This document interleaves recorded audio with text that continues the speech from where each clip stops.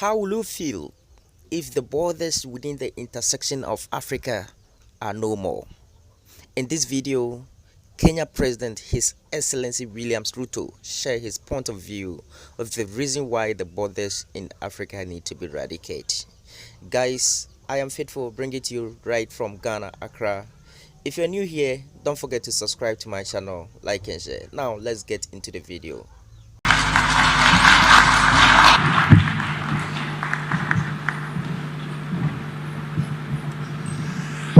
Thank you. Let's be seated, please. Your Excellency, President Dr. William Ruto, ministers from both our countries, South Africa and Kenya, business leaders who are here present with us. I'd like to convey my joy and my special thanks to you, my dear brother, for inviting myself and my delegation to come to your beautiful country, but more especially as your first state visitor guest during the first part of your presidency. Thank you very much. You've given us more than a warm welcome to Kenya. Having been to Kenya a number of times, this has been a very special visit, largely because of the manner in which the discussions between our two delegations have really gone to great success and to new heights. Your country is not only known for the stunning beauty of this great country, but it is also known as a powerful economy in East Africa. And we see South Africa and Kenya having a symbiotic relationship in a number of areas. There's so much that we have in common, that we share. Our value system is very similar. The principles that we uphold, very, very similar. We're democratic, and you are too. You uphold human rights, so do we. Your governance structures, institutions, and processes are really outstanding. So there's much that binds us together as the two countries, and we are overjoyed with that.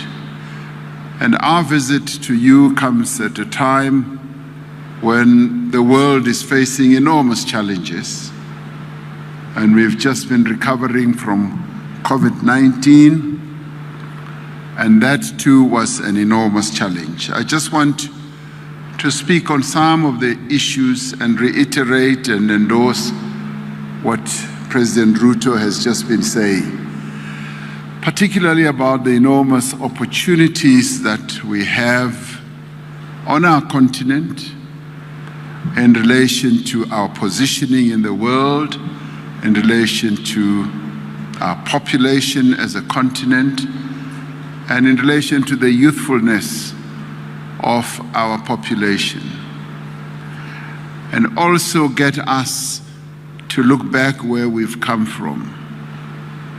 We're a continent that is quite resilient. Sometimes we browbeat ourselves into helplessness and submission and all that. I've always enjoyed President Museveni's take on our continent when he says, we are a continent of resilient people because we are survivors. We survived the most brutal form of punishment that was ever exerted on a people in the history of the world, colonialism. And they sought to wipe us out and to destroy us, but we survived. And we've emerged as independent countries, proud of our identities and surging forward. I mentioned COVID advisedly because as the world was gripped by this massive pandemic, as a continent we were able to distinguish ourselves in the manner in which we approached and we addressed COVID. We were the only continent that during this horrific pandemic were able to unite and to act as a continent in an integrated manner. If you ever want to talk about African integration, I saw it with my own eyes during COVID, when right at the outset of the pandemic, we developed a strategy, an African strategy of how to address and to approach COVID. And no other continent that I know of, even to a little extent Europe, was able to develop as good a strategy as we did. And that spoke to our integration. And we lived up to the strength, the resilient strength, and possibly hidden strength that we have as Africans who have survived a whole lot of other terrible things that were done to us as a people. And having developed that strategy, when the world was at sixes and ninths, trying to get personal protective equipment, and when all countries were running all over the world, overpaying for PPEs and what have you, going to suppliers all over the world, China, Europe, and being overcharged. We united once again and established an African medicine supplies platform where we all got together and started buying our PPEs at reduced prices. That too was phenomenal, and we did it because we became integrated and united. Whilst that was going ahead, the era of vaccines came to the fore, and once again we united and put together a vaccine acquisition entity. No other continent put up a vaccine acquisition entity like we did, and we were able to procure and amass vaccines in the most effective manner. And that to me showed us that working together, precisely the point that President Ruto was making, we are able to achieve enormous feats and demonstrate to the world. And in fact, the world was quite surprised at the manner in which Africa was able to unite and address a pandemic like this. So if we work together, we're able to achieve much more than what we imagine. President Ruto speaks about climate change, where now our countries are being ravaged by climate change, droughts, floods, fires, pests, you name it. And it is this that, as President Ruto is saying, that we need to unite and work together and address even climate change. And out of it all, we should be able to see new opportunities, as President Ruto was saying, new industries, new sectors, and make sure that we enter those new sectors and excel in the most outstanding manner. Having just returned from COP27, held on African soil in Egypt, where the stark realities about climate change were demonstrated to all, as Africa and as African leaders, we made it very clear that our countries cannot afford a further rise in global temperatures, but we also collectively called upon the more developed economy countries to honor their commitments. And they have been making commitments over and over and over again. In COP21 in Paris, they made a commitment that they would be investing $100 billion or making available $100 billion per year, they have not met those commitments. Now, collectively, a number of African leaders who were there, all of us, one message, several voices, we said, we want them to address the loss and the damage that our countries are suffering from. And once again, Africa is showing a great deal of integration of thought, effort, and articulation by saying to the world, we want you to address loss and damage. We are hardly responsible as a continent to the damage that has been done and continues to be done to climate, and we therefore want you, yes, to pay up. It is about time that the money is brought to Africa to enable us to address the damage they have caused to our climate. So, being here at this business forum, for me, and as President Ruto was saying, based on what we've been able to do in the past and the positions that we've collectively taken as a continent, it brings forward an important opportunity and message about what the business community should be able to do, working together with your various governments, for us to search forward to address the issue of integration. It is about time that indeed Africa is more integrated. When we look, as President Ruto correctly said, when we look at other continents, especially Europe, their intertrade is up to 70%, and ours is a paltry less than 20%. And when you go into the markets that we have, as you go into our markets and when you pick up goods, I often begin looking where these goods are made. And I get appalled when I realize that goods that we could have made ourselves on the continent are imported from other environments in the world. And this is what we now need to live up to and address the issues that hold us back. What is it that holds us back? And here I speak to us as business and also as government. What holds us back seems to be fear. Fear of the unknown, where we almost fear our own shadows and are worried about surging forward, confronting those shadows. Today, we were able to announce, for instance, that there should be visa-free travel between South Africa and Kenya, by Kenyans going to South Africa, that you no longer need to have a visa. Now, I'm able to say, what has always held us back, I was saying to President Ruto, is a fear.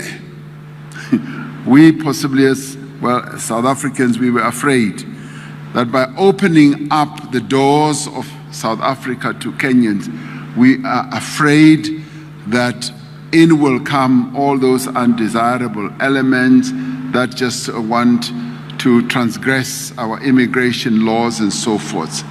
And today we were able to say, let's ditch the fear. Let's open up South Africa to Kenyans to come to South Africa, so that you can come and do what? And trade with us. You can come and do business. You can come and be tourists. Yes, you can come and learn. Many young people want to come to our learning institutions. There are many people who want to come, yes, to our hospitals. There are many people who do want to come and visit their friends and relatives. And today, that's precisely what we've done. Got rid of that fear, and to enable us to triumph over fear. And of course, we've reached a very good agreement with Kenya that we are going to monitor this process. We are going to be hands-on, and it's not going to be a loophole that we have opened for those who want to transgress immigration regulations and who want to come to slip into South Africa without proper papers and so forth. And Kenya has been bold enough, getting rid of its own fear. It's been bold enough to say that there will be a return policy. Those who have gone to South Africa wrongly will be returned back to Kenya. And that is very positive, and we welcome that. So the reciprocal nature of our dealings have been powerful. But I must say, President Ruto is action-oriented. There were two of us sitting together, and he looked me straight in the eye, and he said, "President, this has to be addressed between the two of us. Let us take the leap." And he is very good at he looks very fit, and I think maybe, I don't know whether he was a boxer or whatever, and was able to twist my arm. And with that, we were able to agree that this is the new dispensation that we are introducing. It's courageous, it's bold, and it is aimed at improving the relationship between Kenya and South Africa and build that strong foundation.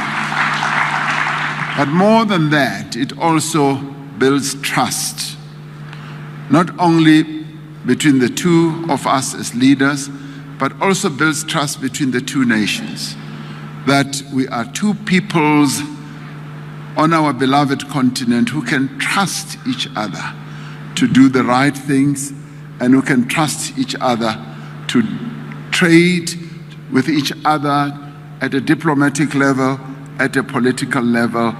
There is a great deal of trust that we can rely on.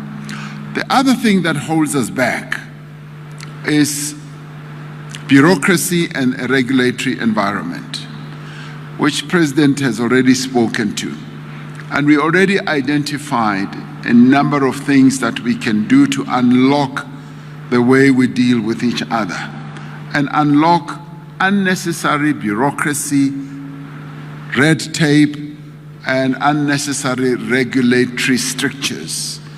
And my sister, CEO of Transnet, was articulating that very clearly, that sometimes we have these photosanitary rules that only apply one way and so forth, and we do need to have great standards that we can all apply to or conform with. The important thing, though, that was clearly demonstrated today, we've got a really good team of ministers and officials who have demonstrated that they are willing to do what is necessary. And Minister or Secretary of Trade here in Kenya, on his very second day in the job, immediately came to sleep in South Africa to begin the process of unlocking some of the constraints and the strictures, and sat down with Minister Patel, and they've made enormous progress just in a short space of time. So I really applaud them, and the same applies to our other ministers. So we've got ministers on both sides who are determined to improve the relationship between South Africa and Kenya, so that we are able to capture the opportunities that lie ahead. And that behoves well for the future relationship between us as we open channels for you all as business people. Now, I'm particularly pleased that there are so many of you who have come here from both South Africa and here, and we hope that you will be able to move from the contacts that you are making to contract, because the opportunities are many. They are even unimaginable. And all we want to do is to open those opportunities, because our continent is hungry. It has a great appetite for industrialization, and it has a great appetite for new investment in factories, in logistics systems, and I'm very pleased to hear that Kenya is going to set up warehouses in South Africa for Kenyan goods that must come into South Africa. We welcome that and we are open to that. Before coming into this meeting hall, President Ruto was ushering me through the various stalls that were here, and he's a very good salesman. All morning he's been trying to sell me Kenyan tea, Kenyan coffee, avocados and all that. So as you see me, I'm full of tea as it is now, of Kenyan tea. So the opportunities are enormous. And as he was speaking up the opportunities, I want to reiterate that indeed we just see great opportunities, and opportunities that straddle between the private sector, opportunities as well as the public sector, opening up the Kenyan market for both our state-owned enterprises as well as our private sector.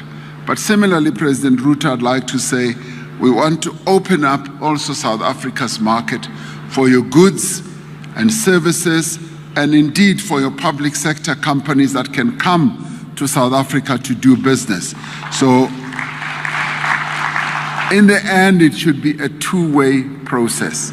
I was also particularly pleased to see a stall where medical products are also manufactured here, which speaks to precisely what I was saying earlier, where we were able as the African continent to push the world to get us to manufacture our own vaccines and to push the world, the WTO and so on, where we said we want to be able to manufacture therapeutics and diagnostics as well.